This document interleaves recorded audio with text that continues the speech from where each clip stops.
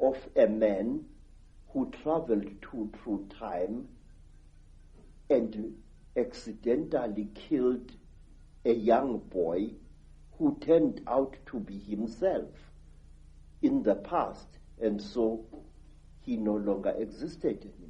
There's an indication on the necklace, I know, around the back that the Earth is round. One of the symbols is indicating that, or a sphere. Yes. But I wonder what you think, Credo, of what is taught to children and students all over the world in the universities and the fancy academic centers, that actually we are now at the cutting edge of human evolution in terms of technological knowledge and knowledge of the world and the universe, and in fact back in the ancient world, in Africa and North Africa and all over South America, they were just a primitive people.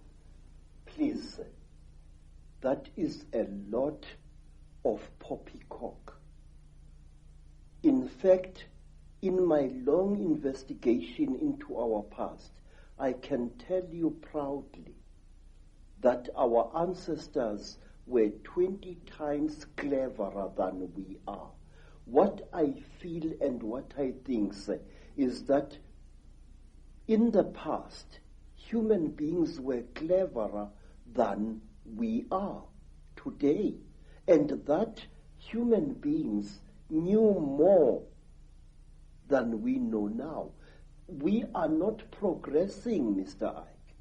We are simply rediscovering things that were known by better men and better women than we are thousands of years ago. I wish to offer you proof of this, some of it at least. Say, there are things that I have found in my travel through the world,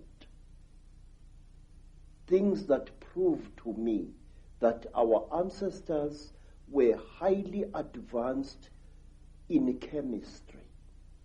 Our ancestors had become so clever that they could take science and reduce it to such a simple level that they were able to help hundreds of starving human beings after some traumatic happening in the past. Let's concentrate on some of the images on the necklace and the symbols, because that leaves no doubt that a lot of knowledge has been around for a very much longer time than we are ever told. First of all, on the hand, I'm seeing the eye. Now, the all-seeing eye and the symbol of the eye is one the Illuminati use all the time. And it's one, of course, that was a very big symbol of ancient Egypt, the Eye of Ra and what have you. Why is that eye there on that hand? That represents the terrible eye of the Chitauli, the eye which sees everything, the eye which knows everything. It is said that when a Chitauli dies, he passes his third eye onto his next of kin. And to the Chitauli, an eye is a very, very powerful symbol. This is the eye of the Chitauli. But there is more to this thing. Here there is a hole that goes right through the copper. Now, if you put water in that hole, you end up with a simple magnifying microscope, and you can see gems through that water. The magnification is amazing. The great symbol that's pointed out again and again on the dollar bill, which is on the reverse of the Great Seal of the United States, put on there by the Illuminati, a president called Franklin Delano Roosevelt, is the all-seeing eye. And so is it your understanding that the all-seeing eye, when it's used by the Illuminati, represents this third eye of the Chitauli? Yes, I do. I really am sure of this. Why? Because in Africa, even ordinary human eyes are regarded as very powerful devices of magic.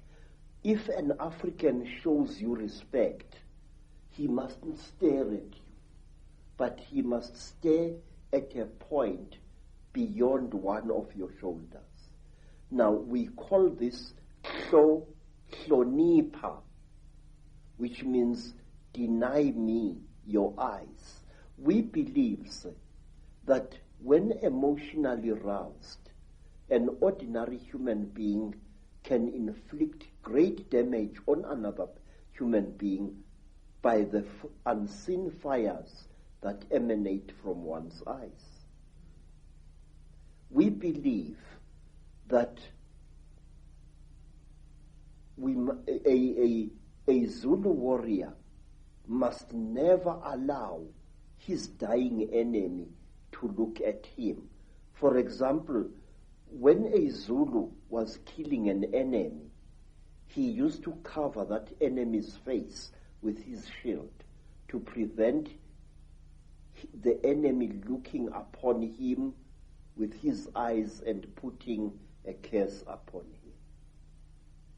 It's interesting, people who've experienced the Chitahuli, the reptilians, in relationship to the British royal family and others at various rituals, have said that at the point of sacrifice, the point of death in the sacrifice, that these reptilians stare into the eyes of the person dying, which would kind of fit why those warriors were very concerned about that. Yes, sir. What are they doing then? We have got a ritual, sir, which covers many fields. A ritual which is called ukuthatha umoya, taking away the soul, where when a king is dying and he is fighting to pass on his knowledge and his courage to his successor, he would demand that the successor should stare heavily into the dying king's eyes. And also, when a creature is being sacrificed in Africa, whether it's a human being or an animal, that creature must be stared at by the sacrificer so that its spiritual characteristics are drunk in by the one sacrificing it. Okay. I have seen many times on hunting expeditions in Kenya, Tanzania, and other parts of Africa, when a lion is just about to breathe its last,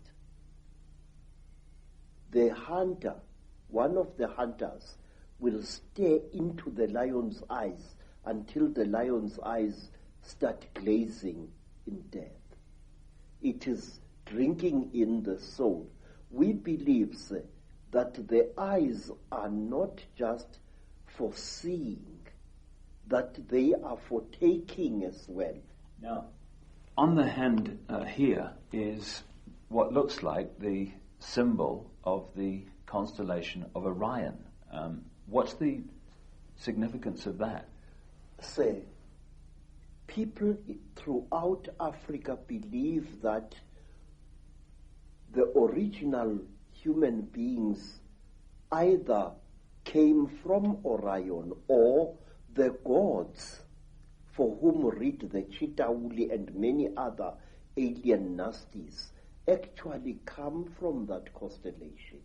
We call it the constellation of Umhambi, the one who travels very, very far away. And we call this constellation also the constellation of Matsieng, the giant who was sent by God to this earth to create the first human beings. Matsieng was accompanied by a male lion with a very black mane, and he was also accompanied by his dog. And he traveled throughout the world. He first created the first race of human beings, and they were so stupid in appearance that he buried them alive in a cave, and then he